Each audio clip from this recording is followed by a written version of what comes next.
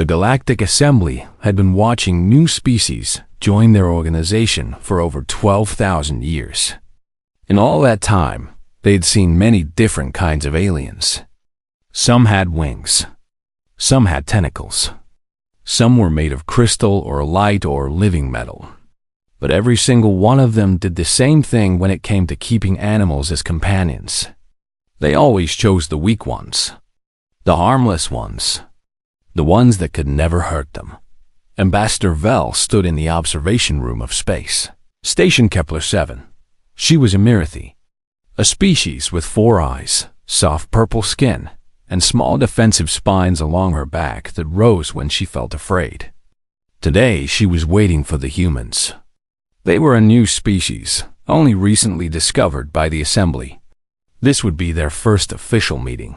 Her assistant Torek walked up beside her. He was young and eager to learn about new species. "Ambassador, the human ship is almost here," he said. "I have read their information files. They are bringing animals with them." Vel made a small sound of understanding. Every species brought their comfort animals when they traveled. The Mirithi kept small floating balls of light called pili. They made soft humming sounds and glowed in pretty colors. They were completely harmless and needed almost no care. The insect-like Keth kept sleeping larvae that did nothing but exist peacefully. This was normal. This was how civilized species behaved. "Make sure the containment areas are ready for their creatures," Val said. "We must be good hosts." The airlock doors opened with a hiss of air. The first human through the door was a man named Captain James Park. He wore a formal uniform and walked with confidence. He was average height for a human, with black hair and kind eyes. Behind him came Lieutenant Maria Santos, a woman with dark hair pulled back from her face. She was smiling warmly, but Vel barely noticed the humans. Her 4 eyes were fixed on the creature walking beside Lieutenant Santos. It was massive. It stood almost as tall as the woman's hip. Its body was covered in thick fur, gray and black in color. When it opened its mouth, Vel saw teeth. Many teeth. Sharp teeth. Teeth designed for one purpose only: killing. The creature's eyes scanned the room with clear intelligence.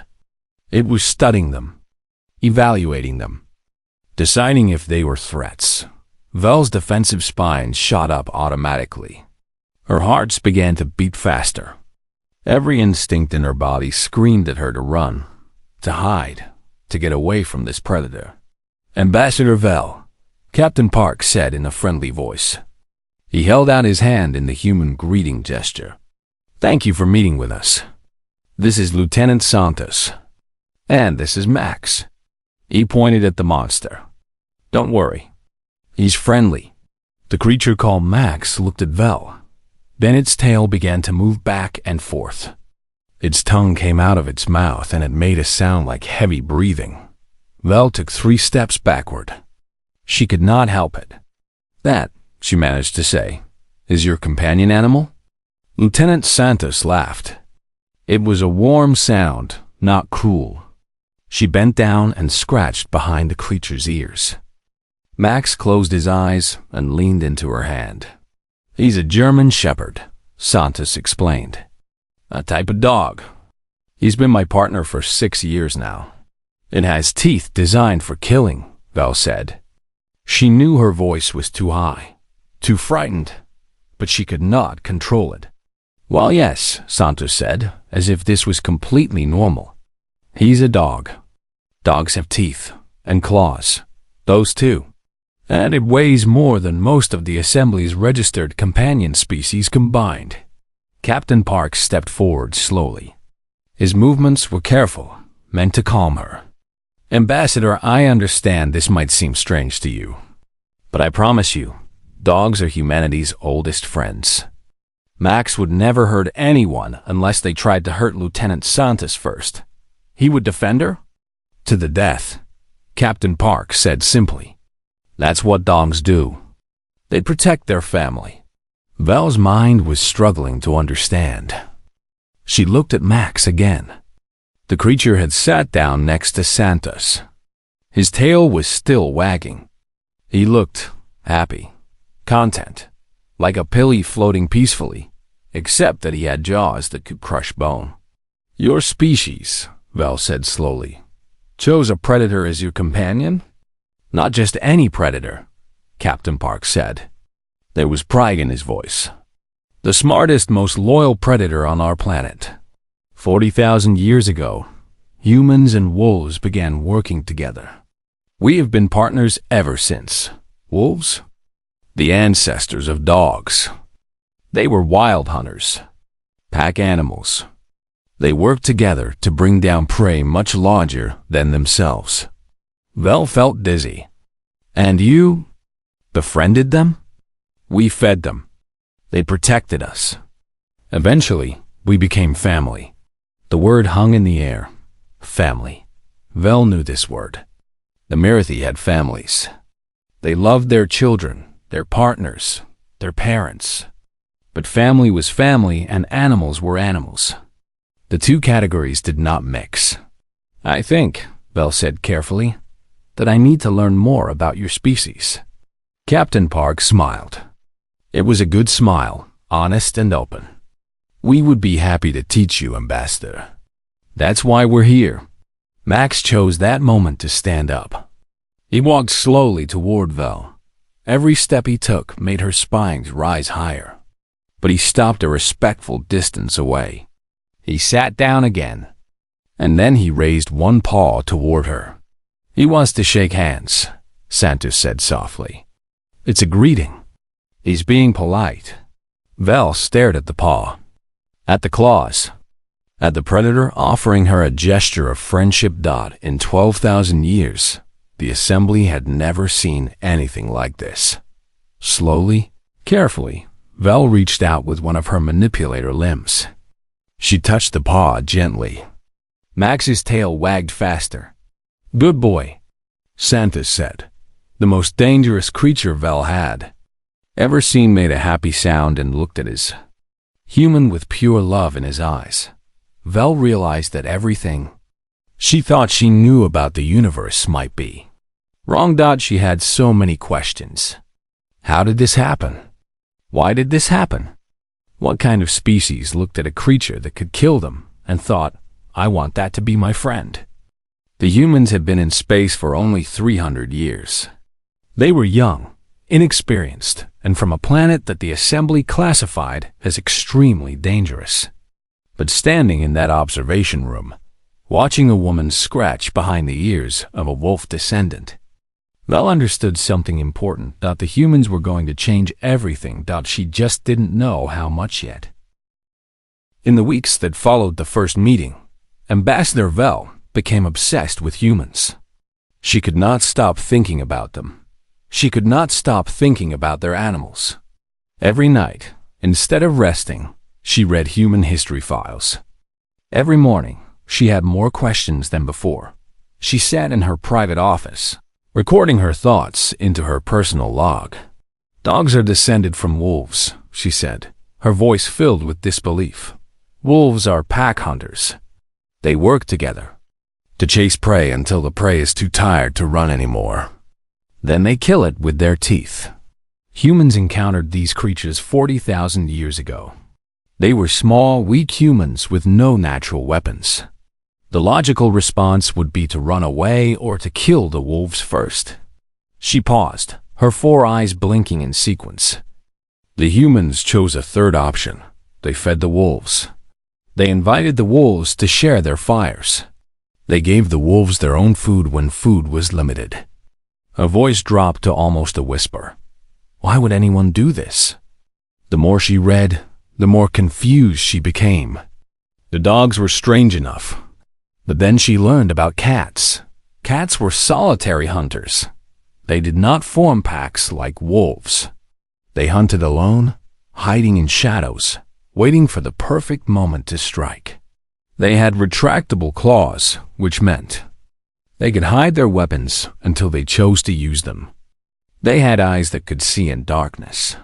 They killed small animals not just for food, but for entertainment. and humans let these creatures sleep in their beds, on their faces, near their throats while they were unconscious and vulnerable. Humans called cats precious and baby and sweetie. They shared pictures of their cats with other humans as if showing off their children. They spent significant resources on cat food, cat toys, cat medical care. Vel felt like she was losing her mind. She requested a meeting with the human cultural attach, a man named David Kim. He was calm and thoughtful, with a gentle voice and patient manner. They met in a small conference room with a view of the stars. "I need to understand," Vel said immediately. She did not bother with polite introductions. "Of all the creatures on your planet, why did you choose the dangerous ones?" David did not seem surprised by the question. He leaned back in his chair and thought about it carefully before answering. "Ambassador, let me tell you about Earth," he said. "When humans were first evolving, we were not the most dangerous things on our planet. Not even close. There were mammoths, huge creatures with tusks that could throw a human through the air. There were saber-toothed cats with teeth as long as your arm. There were bears that stood 3 times the height of a man. Giant eagles that could carry away children." Vel's spines rose slightly. "We were small," David continued. "We were weak. We had no claws, no fangs, no armor or shell or venom. If we had tried to survive alone, we would have died. So we found allies." "Allies," Vel repeated. "The wolves could smell danger coming from very far away. They could hear things that human ears could not hear. They could run faster than humans, track prey better than humans, fight harder than humans." David's eyes grew warm with emotion. "In exchange for their help, we shared our food and our fires with them. We gave them safety and companionship. Over thousands of years, we changed together. We became something new, something stronger than either species alone." He smiled softly. "They became our family." That word again, family. Val still struggled with it. "But they can hurt you," she said. "They have teeth and claws. They are predators. How can you trust something that could kill you?" David was quiet for a moment. When he spoke again, his voice was gentle. "Ambassador, everything that truly matters requires trust. Love requires trust. Friendship requires trust. When you care about someone, really care about them, you become vulnerable. You give them the power to hurt you." He spread his hands. "Dogs have that power, but they choose not to use it. They choose to love us instead." Vel tried to imagine this. Tried to imagine trusting something that could destroy her if it wanted to. "The Merithy way is safer," she said finally. "Yes," David agreed. "But is it better?" She did not know how to answer that question. David continued.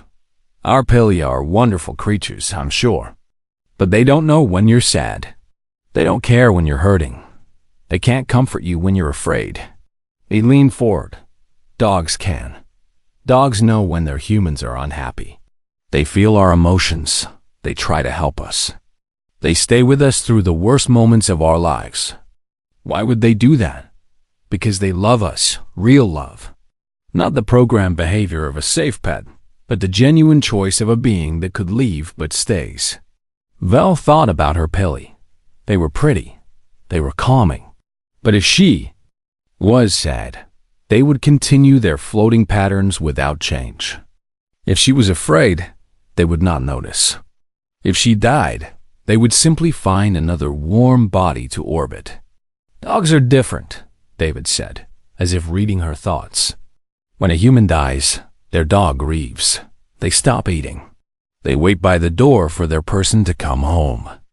They feel the loss. That sounds painful. It is painful. Love is painful sometimes. But it is also the most wonderful thing in the universe." David's voice cracked slightly with emotion. "I would rather have 10 years of real love with a being that will mourn me than 100 years of empty companionship with something that will forget I existed." Vel sat in silence for a long time. She thought about her own life, her own relationships. The careful, measured way the Mirathi approached everything. They did not take risks. They did not form bonds that could lead to pain. They chose safety over depth, control over connection. But humans had chosen differently. They had looked at wolves and seen not enemies, but possible friends. They had reached out their hands to predators and said, "I trust you." They had built a relationship that lasted 40,000 years, based not on control but on mutual love and loyalty. "You chose the hard path," Vel said slowly. "We chose the real path," David replied. "The path that means something." When Vel returned to her office that night, she did not turn on her pilly. She sat alone in the darkness, thinking about trust and love and the strange courage of a species that had decided the most dangerous creatures on their world could be their best friends. She was beginning to understand, but she was not prepared for what would happen next. 3 months after the humans arrived, something terrible happened. Space Station Kepler-7 was an old station. It had been floating in space for over 200 years. Most of its systems worked well, but some parts were showing their age. The maintenance crews did their best, but they could not fix everything. On a normal Tuesday morning, a tiny rock flying through space hit the station. The rock was no bigger than a grain of sand, but it was moving incredibly fast.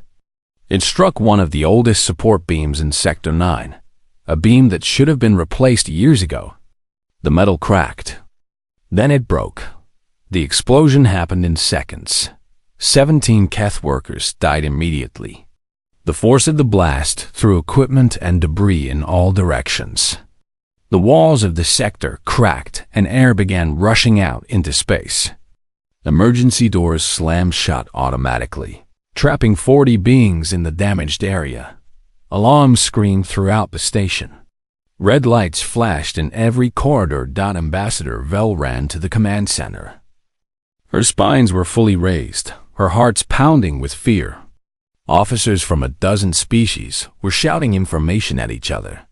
Screens showed damage reports, life sign readings, and spreading fires. "What is the situation?" Vel demanded. Tarek pulled up a display with shaking hands. 40 survivors trapped in Sector 9. They have emergency oxygen supplies, but only enough for 2 hours. Maybe less if they are injured and breathing harder. "Where are our rescue teams?" "Already working, Ambassador. But the corridors are collapsed. The cutting equipment is making slow progress. At this rate," Torek's voice broke. "At this rate, we will not reach them in time." Vel felt cold. 40 beings. Mothers, fathers, children, friends. All of them slowly running out of air while rescuers desperately tried to reach them. A voice spoke from behind her. "Ambassador, we can help." She turned. Captain Park stood there, his face serious. Beside him was Lieutenant Santos with Max, and there was another human she did not recognize, a woman named Grace Mitchell. Next to Grace stood another dog, bigger than Max, with golden fur and warm brown eyes. "This is Duke," Grace said, resting her hand on the golden dog's head. "He's trained for search and rescue."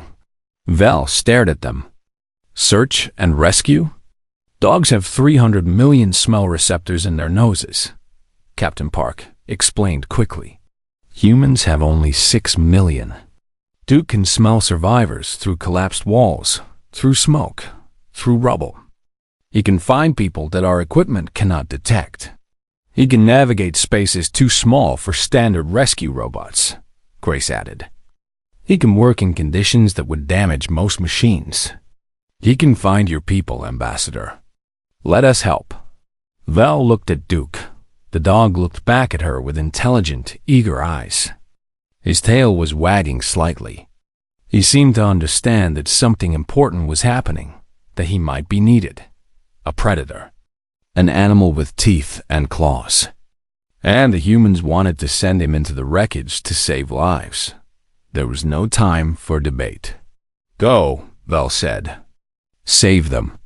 Grace and Duke moved immediately, running towards Sector 9. Captain Park and Lieutenant Santos followed to coordinate with the rescue teams. Vel watched them go, her 4 eyes fixed on the golden dog racing through the corridors of her station. Duke reached the collapsed area and did not hesitate. The corridor ahead was a nightmare. Twisted metal beams blocked the path. Electrical wires sparked and crackled. Emergency lights flickered weakly. The gravity in some sections was wrong, shifting unexpectedly. Normal rescue drones had tried to enter, but they kept failing. The obstacles were too complex, the interference too strong. Duke was not a drone. Grace followed behind him, wearing an emergency suit. Her helmet camera broadcast everything to the command center. Val watched with her officers as the dog moved through the destruction. Duke worked with his nose close to the ground, sniffing constantly.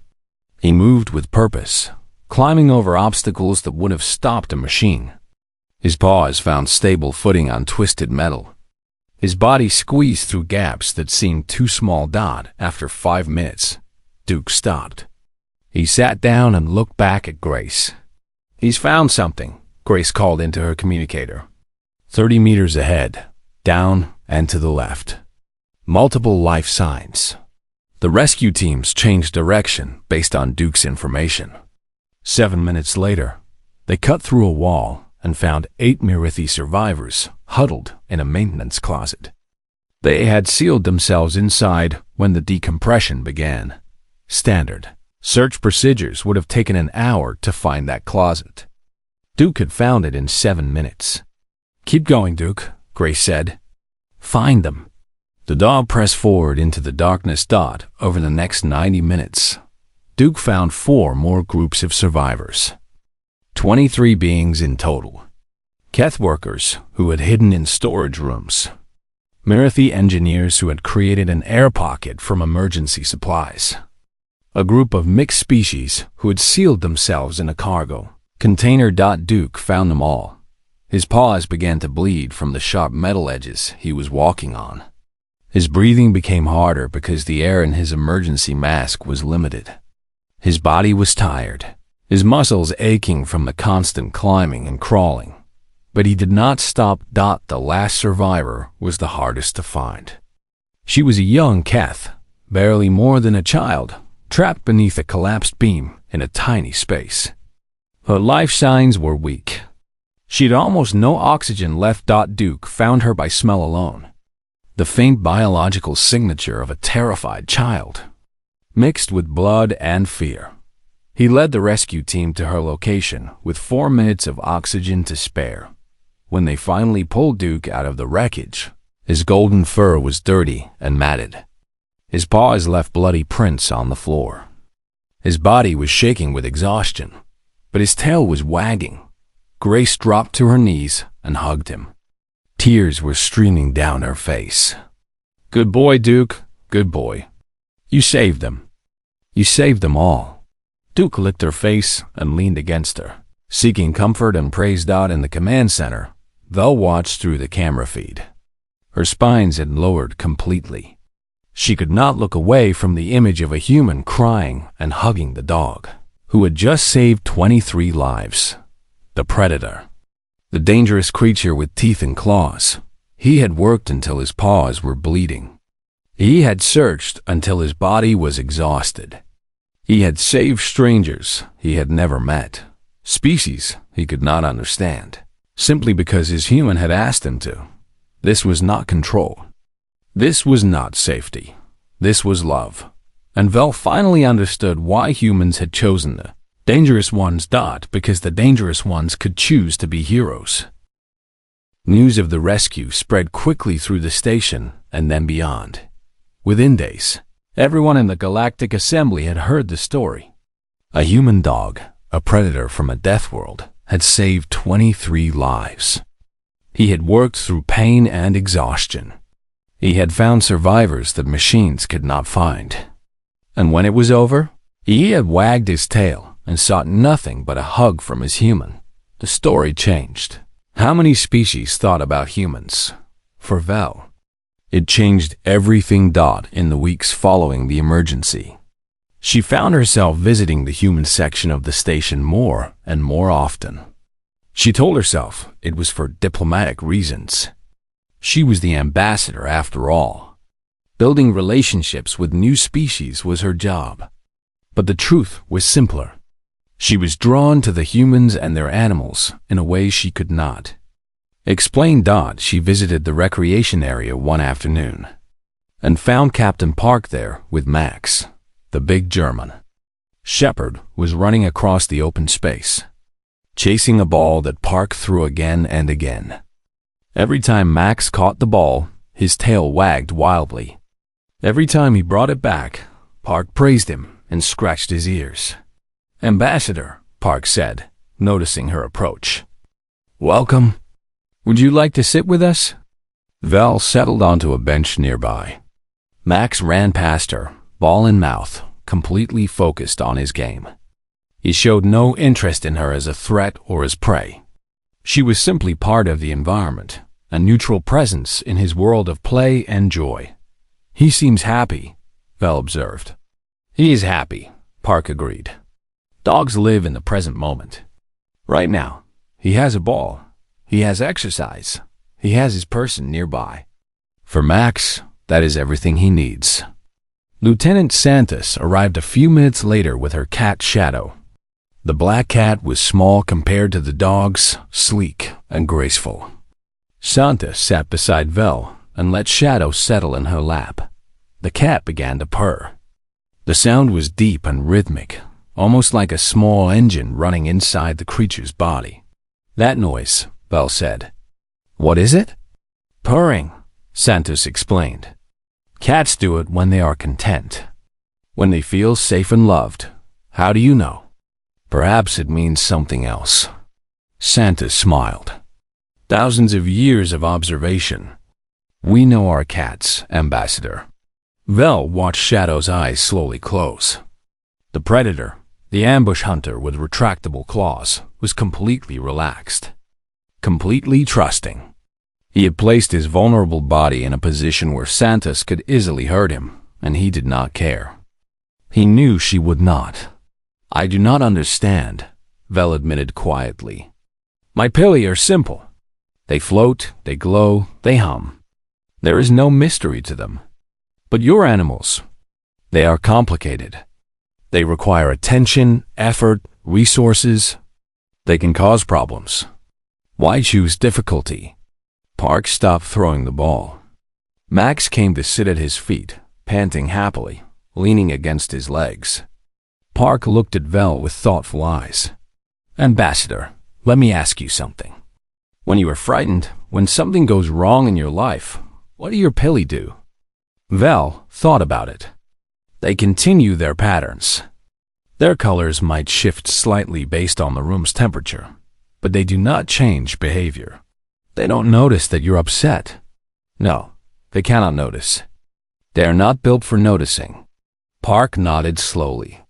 He reached down to stroke Max's head.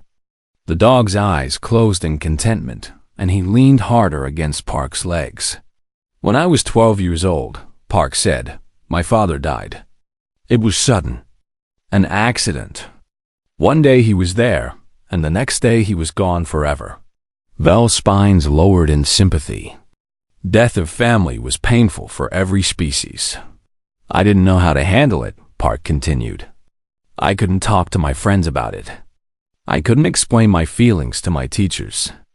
I was a child, and I was broken inside." His voice was steady, but Vel's translator detected deep emotion underneath. "My family had a dog then. His name was Rocky. He was Max's grandfather, actually. Same breed, same brown eyes." Park smiled softly at the memory. "Every night for 6 months, Rocky would come to my room. He would jump on my bed and just sit with me. He didn't try to make me talk. He didn't try to fix anything. He just stayed. He knew I was hurting, even though he couldn't understand why. And he refused to let me be alone." Vel was silent, listening. That's what you get when you bond with something that can really feel, Park said. Yes, they require effort. Yes, they can be difficult. But when you love something that can love you back, truly love you back, with loyalty and devotion and genuine connection, that's not a burden, Ambassador. That's a gift. Max lifted his head and licked Park's hand gently.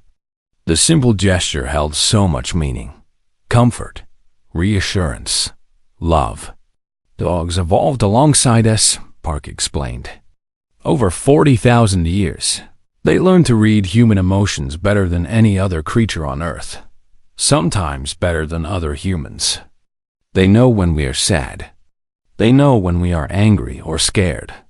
And they respond. They comfort us. They protect us. They stay with us. He met Vel's 4 eyes with his 2. They're not just pets, Ambassador. They're family members who happen to have 4 legs and fur. Santa spoke up then, still stroking Shadow's black fur. It's the same with cats in a different way. Cats are more independent. They don't worship us like dogs do. But that makes their affection even more meaningful. When a cat chooses to love you, it's because they truly want to, not because they need to. Shadow opened his eyes, looked at Santos, and began purring louder. He could survive without me, Santos said. Cats are survivors. But he chooses to stay. He chooses to curl up next to me at night. He chooses to greet me when I come home. Every day, he makes the choice to be with me. And every day, that choice means everything. Vel sat with this for a long time. She watched Max finally fall asleep at Park's feet, exhausted from his game. She watched Shadow settle deeper into Santos's lap, completely at peace. She watched 2 humans sitting with 2 predators, all 4 of them relaxed and happy and trusting. The Marathi had never experienced anything like this. Their whole society was built on avoiding risk, avoiding vulnerability, avoiding anything that could cause pain. They kept harmless pets and maintained careful distance in their relationships. They were safe, but were they truly living? I think, Vel said slowly, that I have been wrong about many things. Park smiled warmly. That's the first step to learning something new. Ambassador. Vel reached out one careful limb toward Max. The dog opened his eyes, sniffed her offering hand, and then licked it gently before settling back to sleep. The touch was warm, real, alive. Vel felt something shift inside her. Something old and fearful began to loosen. She did not know what would come next, but she knew she could not go back to the way things were before. She had seen a different way to live, and she wanted to understand it better.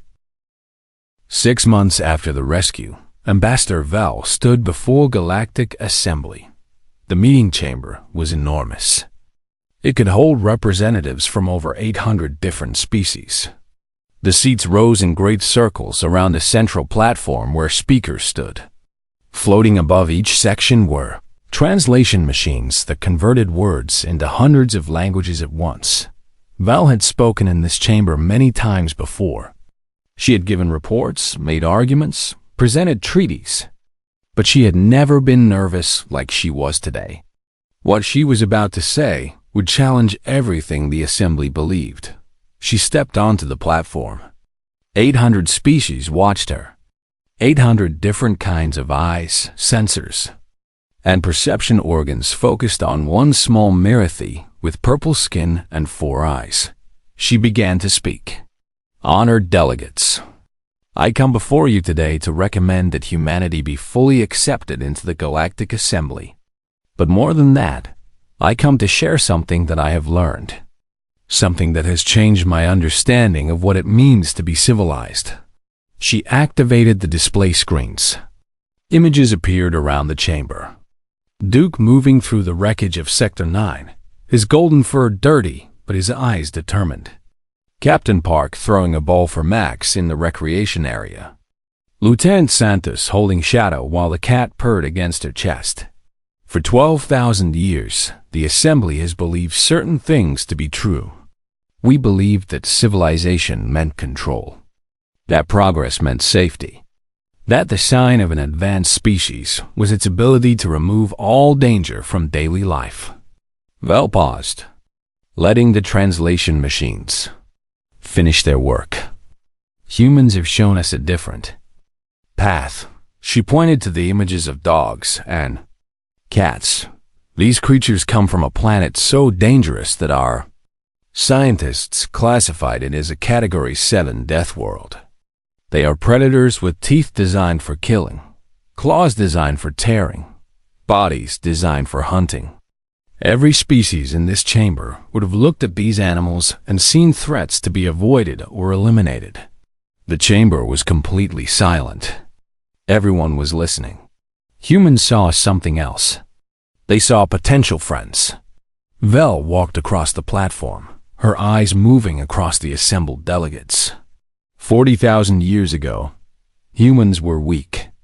They had no natural weapons, no armor, no venom. They could not run fast or fly or swim well. By every measure we used to judge survival ability, they should have died out. But instead of trying to become stronger alone, they reached out to other species. They found wolves, one of the most effective predators on their planet, and said, "Let us work together." She let that statement hang in the air. They did not conquer the wolves. They did not enslave them. They befriended them. They built a partnership based not on control, but on mutual benefit, on shared survival, on trust. She thought of Duke's bleeding paws, still wagging his tail after saving 23 lives. And something amazing happened. Over thousands of years, wolves became dogs. They changed together with humans. They learned to read human emotions, to understand human needs, to love humans with a devotion that most species in this chamber cannot imagine. And humans changed too.